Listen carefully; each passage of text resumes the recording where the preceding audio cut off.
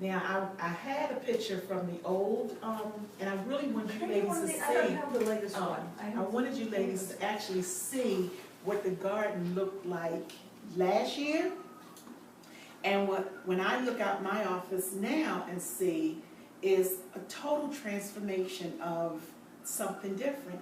And it didn't take, well, it took a lot of work, let me say. I was going to say, wait a minute. When I think of work, I mean, I'm thinking from what I thought would have had to happen to make that look the way it does. I would have thought we had to have bulldozers come in and dig up stuff and, you know, and just come in and put stuff down. But actually, it was just a group of people connected with another group of people who connected with us. And then the residents bought into it.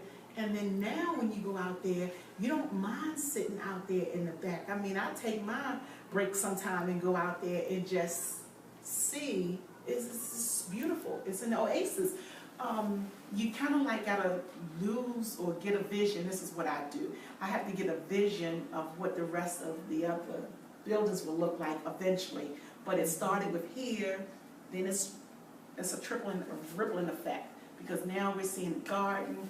Our families were eating from the garden last year when it was just minimal lettuce, I think we had. Oh, we had lettuce, we had tomatoes, we had the beets, right? We had beets. Nobody knew what to do with them. She went online and learned how to prepare beets. Right. So but you know, people had not. They hadn't experienced beets, and I mean, even for me, I ate them, but out of the store. Not with the garden. Is that a program that y'all started, or is it something that a bunch of people together decided? Okay, that's where I come in now. Yeah. I chair, or now co-chair, the Poverty and Homelessness Ministry at the Unitarian Universalist Church. And so we, in forming this, we had social action, a lot of it prior to this ministry being developed, but they wanted something that had, there were a lot of projects, and they wanted something specific that we focused on, and it became poverty and homelessness.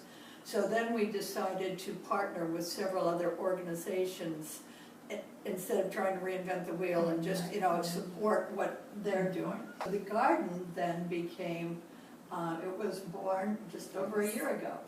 And it has, you know, other, we really want to make sure that the women here know it is their garden. But most of them have never gardened. A few have. And so it's a thing, again, of creating it, but trying to get work days where, and some of the kids here have been fantastic out there shoveling dirt and shoveling mulch and so working on it together. That's what we were talking about on the way over here, is that people can come in with this great idea to have a garden and want to create a garden, but if people don't know how to maintain it and... Oh, we're here for the long haul. Right. I was going to say, and that's where I'll say that really and truly last year was a starting point for us, and it was a small setting of boxes that were out there, but we all had to learn, and so it just took some on our part and then some on their part as well.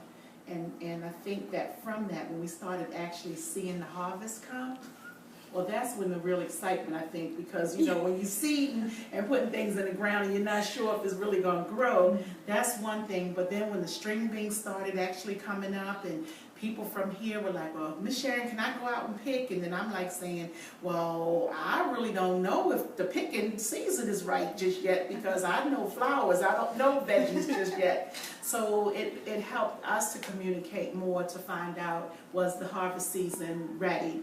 Because what looked like it could be ready may or may not have been.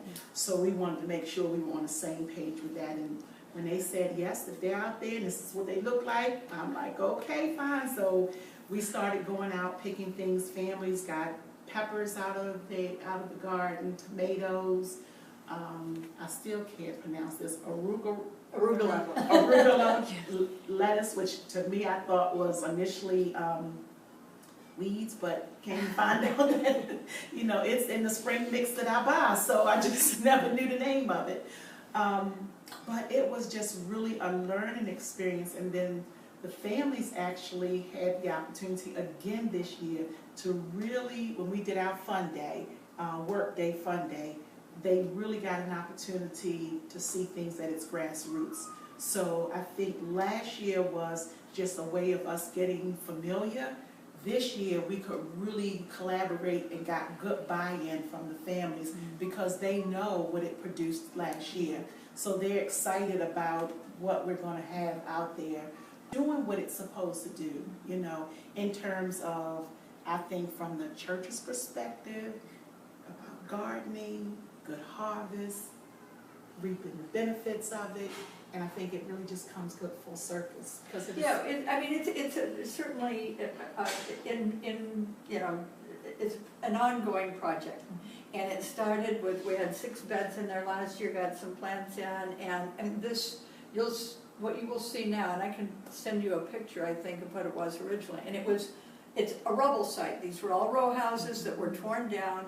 We had a power auger so that we could put the beds down in. It got stuck, and it took them half an hour, 45 minutes, a gas-operated auger to even get it out of the ground. So you'll see some of them are turned upside down, and the legs that were supposed to be in the ground are sticking up. But it was a horrible sight, and it was broken glass, and it was just overgrown. You'll see just drug activity. Yeah. It was a case of what drug activity would look like, where people did things that weren't supposed, but it was done in the dark out there, and so, you know, but to see it now, I just can't wait for you guys to go out there. So this year we have gotten, and it has not been just our groups, it has been Civic Works. This would never have happened without Civic Works, and they have just,